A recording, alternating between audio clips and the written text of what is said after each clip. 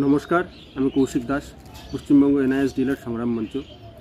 আপনারা জানেন যে Koushik Das versus state of West Bengal Paschimbanga থেকে এনআইএস ডিলারদের করা মামলা সুপ্রিম কোর্টে বিচারাধীন আছে এবং বিগত দিনে তার শুনানি প্রায় 20 মিনিট ধরে সীমা কোহলি ম্যাডামের কোর্টে হয়েছে। জাস্টিস সীমা কোহলি সেটাকে আবার নেক্সট 16 তারিখ ফেব্রুয়ারি মাসের শোনার জন্য ডেট দিয়েছেন।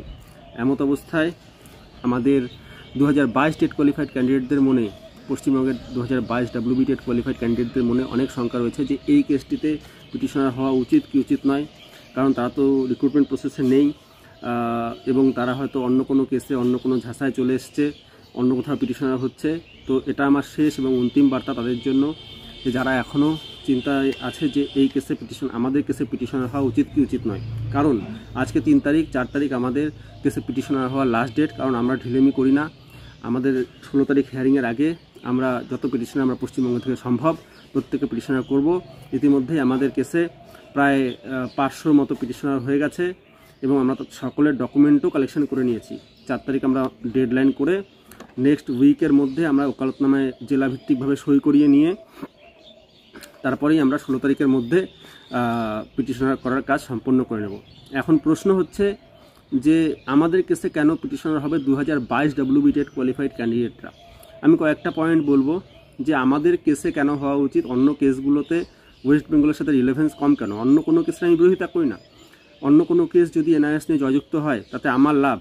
আমার যদি কোনো কেসে লাভ থাকে তাহলে আমি এত বোকা তো নই যে আমি সেই কেসের জয়যুক্ত হওয়ার আশা করব না। তো আমি প্রত্যেক কেসের জয়যুক্ত হওয়ার আশা করি যতগুলো এনআইএস ডিলেটেড কেস আছে।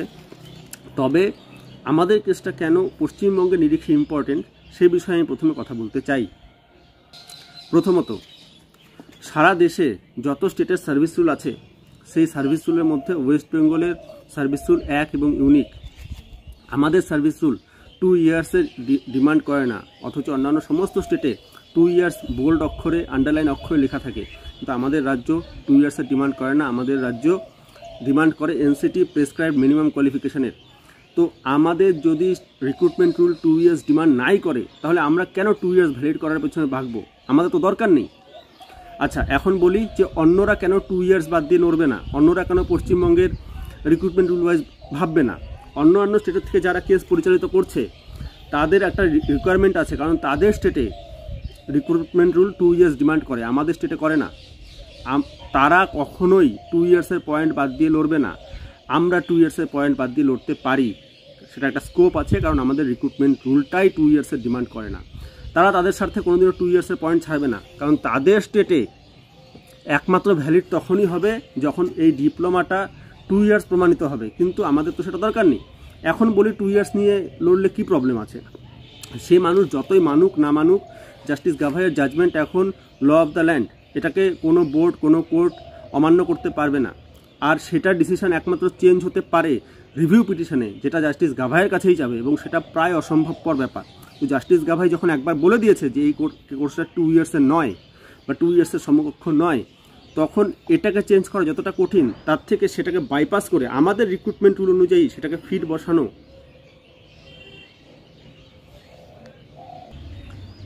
বসানো অনেক বেশি সোজা। তো এই কারণে আমরা এই মুহূর্তে 2 ইয়ার্সের পয়েন্ট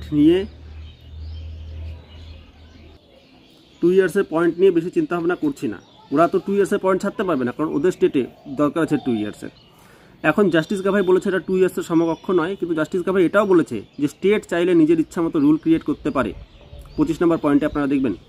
তো আবার জাস্টিস গাভাই এটাও বলেছে যে এই ডিগ্রি দিয়ে সার্ভিস কন্টিনিউ করা যাবে। তার মানে জাস্টিস গাভাই নিজে মানছেন যে এটা মিনিমাম কোয়ালিফিকেশন আছে।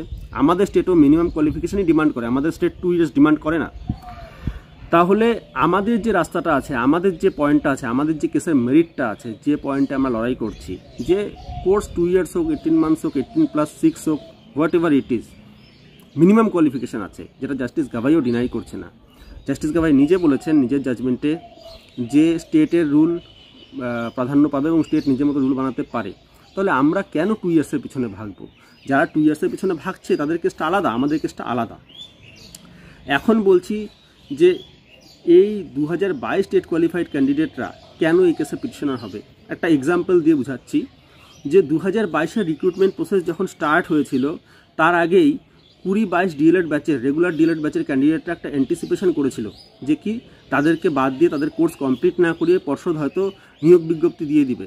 সেই অ্যান্টিসিপেশনে তারা কলকাতা হাইকোর্টে অভিযোগগুলির দ্বারস্থ হয়েছিল এবং সেই সময় যেহেতু তারা রিক্রুটমেন্ট নোটিফিকেশন আসার আগেই হাইকোর্টের দ্বারস্থ হয়েছিল এবং কেস করেছিল যে আমাদের বাদ দিয়ে হয়তো পর্ষদ বিজ্ঞপ্তি দিতে পারে, সেই ক্ষেত্রে তারা সিঙ্গেল বেঞ্চ থেকে জয়যুক্ত হয়েছিল এবং এনসিটির গাইডলাইন থাকা সত্ত্বেও যে পার্সুইং ব্যাচ কখনোই রিক্রুটমেন্টে পার্টিসিপেট করতে পারে না, কাট অফ ডেটে সমস্ত কোয়ালিফিকেশান কমপ্লিট দরকার হয়, তা সত্ত্বেও 20-22 কেসটাতে এত মেরিট রয়েছে যে হিমা কোহলি ম্যাডাম প্যানেলে স্টে উইথড্র করার সাথে সাথে তাদের জন্য সিট রিজার্ভ রাখতে বলেছে এবং তাদেরকে ইন্টারভিউও কমপ্লিট করতে বলেছে।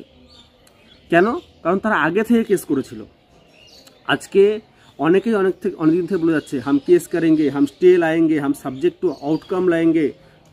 কি বলবো আর, মানে কি, কিন্তু কবে আনবে? এদিকে পশ্চিমবঙ্গের মেরিট প্যানেল লিস্ট বেরিয়ে গেল, ওদিকে কেভি বেরিয়ে গেল, সমস্ত রাজ্যে সব শেষ হয়ে যাচ্ছে, আর কবে আনবে আউটকাম? আর কবে আনতে হবে না? আমাদের কেস আগে থেকে আছে, ও এখনও কেস ফাইল করেনি। তো এদিকে প্যানেল বেরিয়ে গেছে, প্যানেল বের হওয়ার আগে আমাদের কেস, আর এদিকে এখন 2022-এর বিজ্ঞপ্তি, মানে টেট যারা পাস করেছে তাদের বিজ্ঞপ্তিও এই প্যানেলের পরেই বেরোবে, সবাই জানে। তাহলে কেস এখনও তারা ফাইলই করেনি, তাহলে কোন কেসের ভিত্তিতে আসবে? 20-22-এর কেসটা আগে ফাইল করেছিল, বিজ্ঞপ্তি বেরোর আগে ফাইল করছে, তার জন্যই তো 900 পিটিশনারকে ইন্টারভিউ নেওয়ার জন্য হিমা কোহলি ম্যাডাম অর্ডার দিয়েছে। তাহলে বুঝতে হবে যে কেসটা আগে ফাইল হয়েছে, সেই কেসটাই মেরিট পাবে। আজকে পর্ষদ এনআইএসকে বাদ দিয়ে মেরিট লিস্ট প্রকাশ করেছে যারা চাকরি পেল তাদের, তাহলে পর্ষদ কি কখনো এনআইএসকে নিয়ে নতুন বিজ্ঞপ্তি দিবে? এনআইএসকে বাদ দিয়ে নতুন বিজ্ঞপ্তি দিবে। তাহলে যদি আমরা কেসকে বাদ দিয়ে মেরিট লিস্ট প্রকাশ করেছি যারা চাকরি পেল তাদের, তাহলে পর্ষদ কি কখনো এনআইএসকে নিয়ে নতুন বিজ্ঞপ্তি দিবে? এনআইএসকে বাদ দিয়ে নতুন বিজ্ঞপ্তি দিবে। তাহলে যদি আমরা কেসটা জিতে আসি, কারণ আমাদের কেসটা আগে করা রয়েছে বিজ্ঞপ্তি বের হওয়ার, তাহলে আমরা যদি কেসটা জিতে আসি তাহলে কিন্তু যারা পিটিশনার থাকবে সেই অর্ডার কপিটা পর্ষদ সভাপতিকে ছুড়ে দিলে না, পর্ষদ সভাপতি পোর্টাল খুলে নিয়োগের ইন্টারভিউয়ের জন্য তাদেরকে ডাকতে বাধ্য হবে। কারণ 20-22-এর ক্ষেত্রেও তাই হয়েছে, 20-22-এর ইন্টারভিউ পর্ষদ বন্ধ করে দিয়েছিল, কিন্তু হিমা কোহলির নির্দেশে তাদেরকে এখন 20-22-এর ব্যাচের ইন্টারভিউটা কিন্তু নিতে হবে। লিগাল পয়েন্টটা বুঝতে হবে। অন্য কেউ 2 ইয়ার্সের পয়েন্ট বাদ দিয়ে লড়বে না, আমরা যাব, আমরা একটা শর্টকাট ধরেছি যে আমাদের রিক্রুটমেন্ট রুলে 2 ইয়ার্সের দরকার নেই। আমাদের এটাতে যদি কাজ হয়, এবং হওয়ার কথা, কারণ জাস্টিস গাবাই নিজের জাজমেন্টেই বলেছে স্টেটের রুলের একটা দাম রয়েছে। তাহলে এখন ব্যাপারটা হচ্ছে যে 20-22-এর যেরকম ইন্টারভিউর তারা সুযোগ পাচ্ছে, এত কিছু হয়ে যাওয়ার পরেও আমাদের কেস জিতে আসা যারা পিটিশনার থাকবে 2022-এর ক্যান্ডিডেট, তারাও কিন্তু ইন্টারভিউর সুযোগ পাবে। আমরা যদি কেস জিতে আসা, তারা যদি পিটিশনার থাকে, তাহলে আমাদের কেসে যুক্ত হওয়া 2022-এর ক্যান্ডিডেটদের যুক্ত। এখন অনেক ব্রেন ওয়াশ করছে, অনেকে হয়েছে, অনেক ঘন্টা হয়েছে, অনেক নেতার যারা মানে জোর করেই 2 বছরের পিছনে পড়ে আছে। ভাই 2 বছর প্রমাণ করার দরকার যদি না থাকে, আমি কেন 2 বছরের পিছনে ভাবছি? কিন্তু তারা ব্রেন ওয়াশ করবে, তার জন্য এই ভিডিওটা আমাকে বানাতে হলো, কারণ তারা কখনো আপনাদের কানে সত্যি কথাটা পৌঁছাতে দেবে না। আমাদের কেসে পিটিশনার হলে আমরা ওয়েস্ট বেঙ্গলের রিক্রুটমেন্ট রুল নিয়ে লড়ছি। আমাদের কাজ হচ্ছে এনআইএস ডিলারটাকে ওয়েস্ট বেঙ্গলের রিক্রুটমেন্ট রুলে ফিট করানো। অন্য কেউ যদি চায় তাহলেও তারা এই কেস লড়তে পারবে না, কারণ এনসিটি যে সাবমিশন দিয়েছে হাইকোর্টে আমাদের এগেনস্টে, সেটা আমাদের কাছে আছে, তাদের কাছে নেই।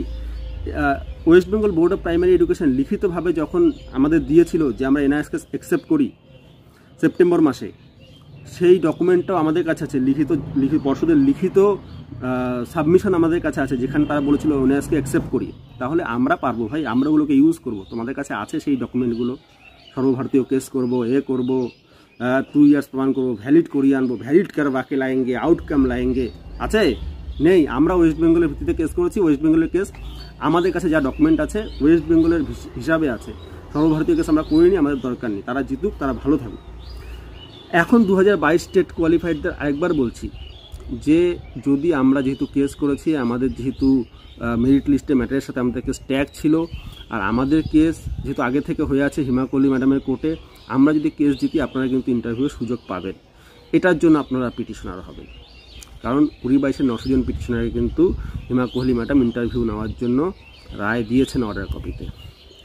তাহলে এখন ব্যাপারটা হচ্ছে যে 2 বছর নিয়ে আমাদের লড়াই করলে ক্ষতিটা কী?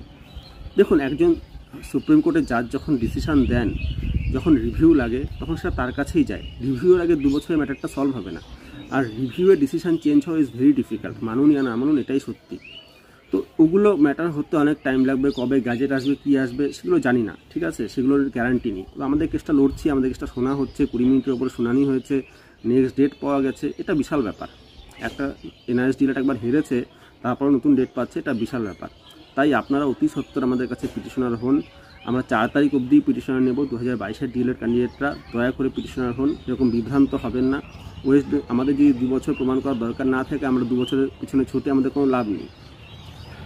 আর বাদ বাকি যা কেস হচ্ছে কবে হবে তার কোনো ঠিক নেই। এখন সেগুলো ফাইল হবে, একটা খিচুড়ি কেস, সবাই মিলে আছে, সেখানে উড়িষ্যার ক্যান্ডিডেট মিলে আছে, কেভির ক্যান্ডিডেট মিলে আছে, সেগুলো তো বিভ্রান্ত হওয়া, আপনাদের তো কমন সেন্স থাকা উচিত না।